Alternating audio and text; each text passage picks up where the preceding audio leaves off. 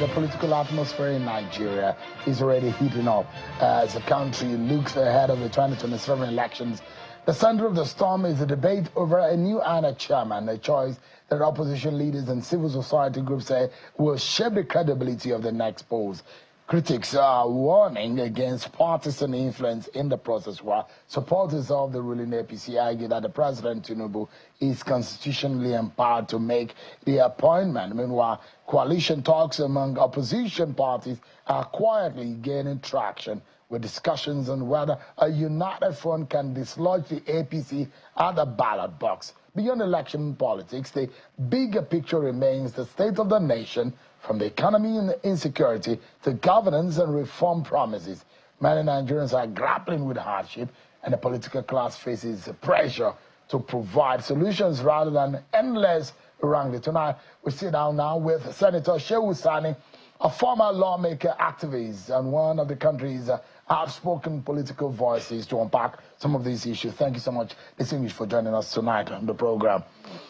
Thank you, Father. Let me drag you. Whether or not, I don't know where your voice will lie, whether with your fellow comrades or not, this Dangote Pengasan Ra is getting dirty now. And for it to remind us of the days of the military, when Sani Abacha made that kind of statement to disband the unions, then it's getting bad, isn't it? Well, constitutionally, every Nigerian has the right to belong to any union. And the point of clash is that you have here an Dangote that took risk, built his refinery, and he doesn't want disruptions, and he also doesn't want what happened to the government refineries to happen to his own refinery. That's one side, and by not wanting disruptions means he doesn't want strikes, doesn't want protest. He simply wants his company to work 24 hours for profit. But he also has to work with staffs.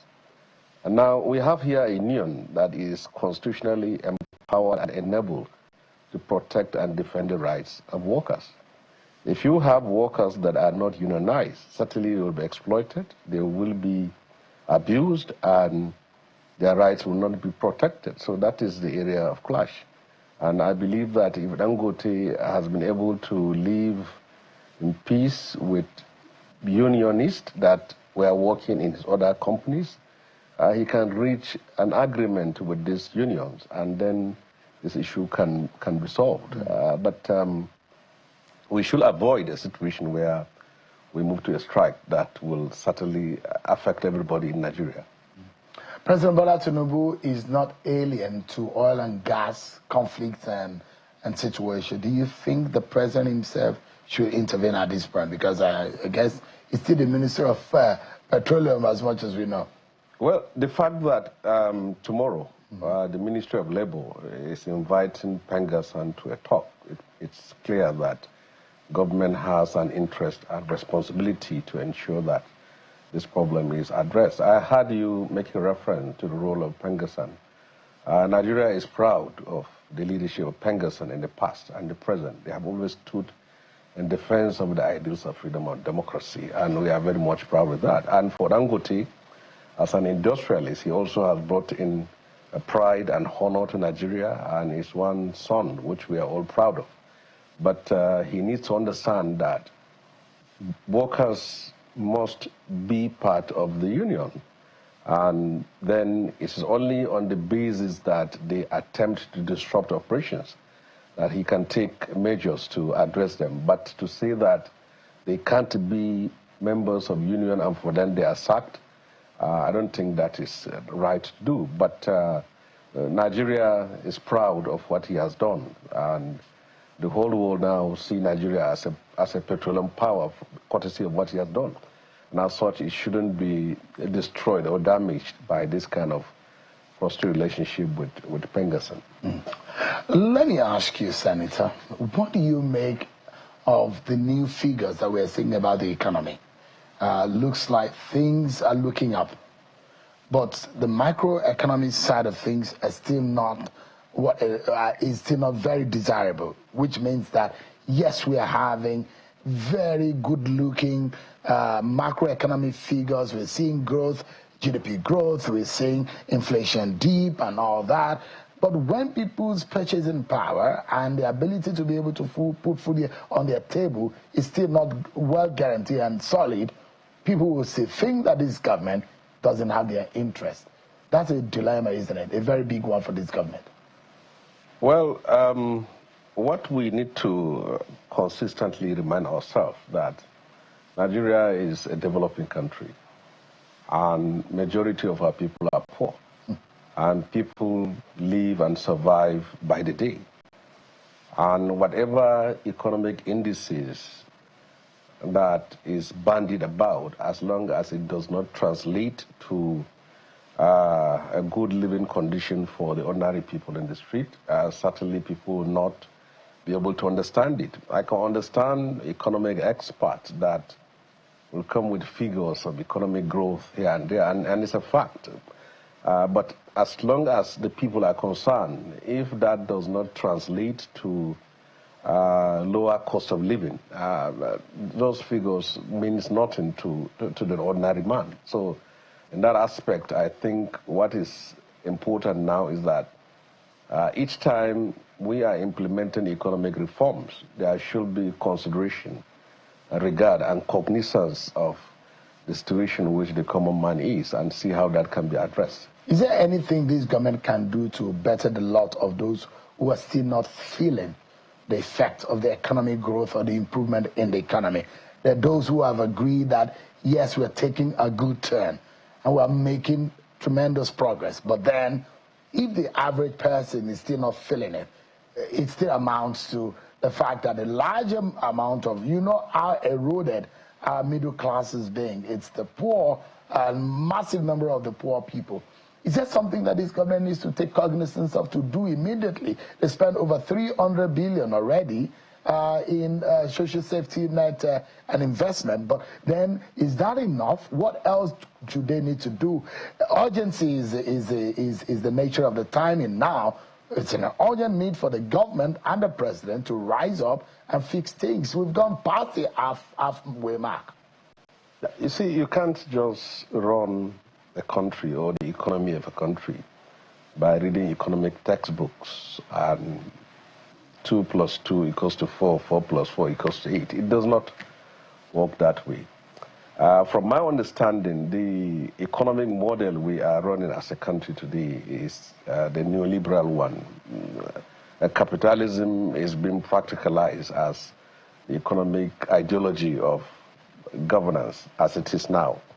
And we have seen how issues like allowing market forces to rule, then devaluation of currency, and taking subscription from World Bank and IMF and other agencies, the international finance agencies, and then seeing how that can reshape and reconfigure Nigeria's economy.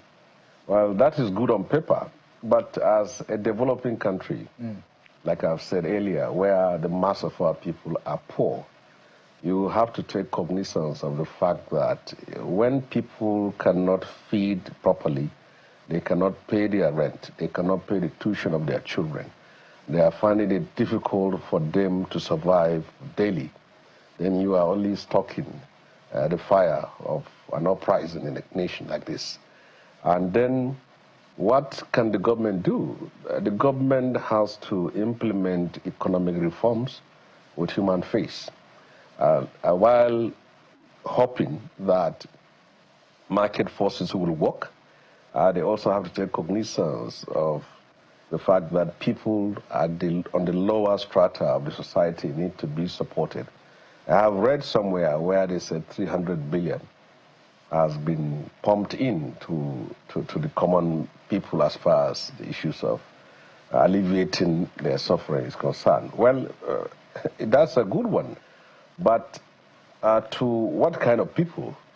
If you simply give people, send credit the account of everyone here, when he use it to eat today, he will have to need some money to survive tomorrow. But if you can empower the small and medium enterprises then you will see the growth of the economy and the appreciation of these reforms at the lower level. And I was going to ask you, and that if things are not done quickly, there's a damaging political twist to it for the APC and the government of the day, in terms of, in the next few months, we see actively on the ground and even in the faces of Nigerians where politicians will start working either for re-election or for the next election cycle. Now, it is a very strong opposition narrative when things don't work exactly, especially when it affects the masses of our people. And there are those who say that the re-election of Bola Tinubu is an endangered agenda. Well, you see, this is the first time in the history of Nigeria, recent history, that we're having a president who is taking risk on his popularity and his re-election to implement bold economic reforms that comes at a cost. Well, it is in the history of the world that each time you are implementing economic reforms, you are bound to pay the price for that.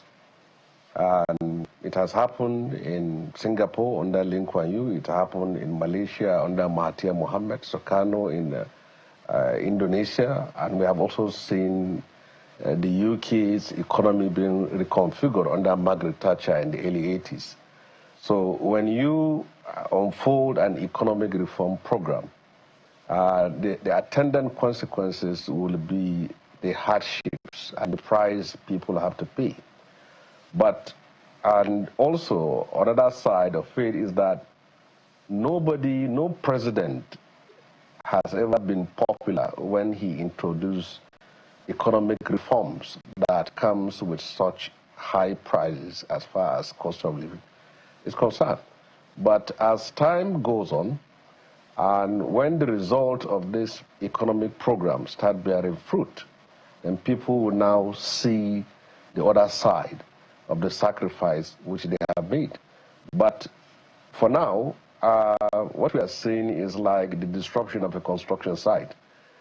And we hope that it produces results that will impact positively in the lives of common people. Right. And it's true, if you don't do that, if there is no result in a good time, certainly the price will be paid with the election period that is coming. Yes. Let's take a breather. I'd like to get your views. There are those who think that Christians are being intentionally murdered. You are one person that's been involved in resolving the conflict right up north. Whether or not this narrative is, what does it intend to achieve? That's going to be after this break, everyone. Join us again. Thanks so much, everyone, for staying with us. We've gotten to the closing portion of the program. But, Senator, that narrative about Christians being murdered, yes, Christians are being murdered in the insecurity climate. But then the narrative of the attack on Christians, what do you make? I saw the tweet that you made out on that. Well, we have bandits in the northwestern part of Nigeria and terrorists in the northeastern part of Nigeria. And in the north central, we have a mixture of banditry, terrorism, ethno-religious violence, indigenous settler, farmers, herdsmen kind of mixture. But it's important that people understand that as far as bandits and terrorists are concerned, they do not discriminate their victims on the basis of their faith. Muslims are killed by bandits and terrorists, and Christians are killed by bandits and terrorists. They attack churches, they attack mosques, they kill pastors and priests, and they also kill imams. Just some few weeks ago, there was an attack on a mosque in Katsina, Muslims were killed. There was an attack some few days ago in Zamfara, Muslims were killed. And there's also attack in southern Kaduna in the past, and then we have attacks in Plateau and Benue State. I think the difference is that I can give my own personal experience.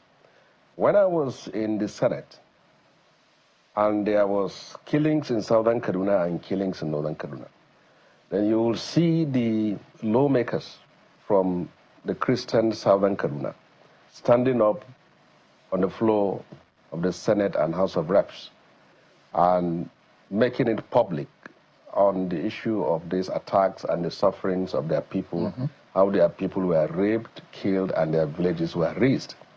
But the senators and reps from northern part of Kaduna who are Muslims were silent on the basis that the president at that time was a northerner and that they shouldn't tell the world that Muslims were also killed. So for someone from outside saying that there is a mass slaughter of Christians by Muslims in Nigeria, I think is just trying to be very mischievous. Muslims and Christians are all victims of this banditry and terrorism going on in the country. But when you have a terrorist group that says that his own agenda is to push forward Islamic extremist tendencies and philosophy and ideology, and it then means one thing, that anyone in his way other than the Islamic religion is an enemy. Well, if they say anyone in his way, which means including Muslims who are on their against them. But predominantly those who are of the other faith. Well, if you look at it statistically, Muslims bear more the brunt of terrorism and banditry than even the Christians. Because if you look at the theater of operation of these terrorists and bandits, they are in Zamfara, they are in Katsina, they are in Kebbi, they are in Borno, they are in Yobe State. So if you look at the killings, 95% of people who they kill are all Muslims. I want us to close, but I do, just in a few seconds because we're totally out of time. Yeah. What kind of INEC chairman do you think Nigerians deserve? And do you think that the president has to be very careful in this appointment?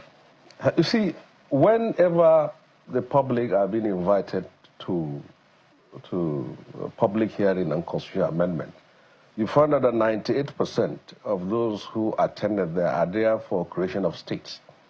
Very few people are raising the issues that the president should not be the one to appoint INEC chairman.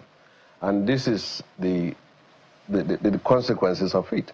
Constitutionally, President Bola Ahmed Tinubu, like all other presidents we have in the past, he has the right to appoint an INEC chairman, which the National Assembly, that is representative of people of all Nigeria, can scrutinize him and then see whether that he is capable or not. So the INEC chairman we need, or we want, or that is desirable for Nigeria now, is the one that will conduct a free, fair, and credible elections and up the standard that he met as far as the 2023 election was concerned. Senator Comrade Shehu Sani, thank you so much indeed for your time as always. Always a pleasure having you around. Thank you.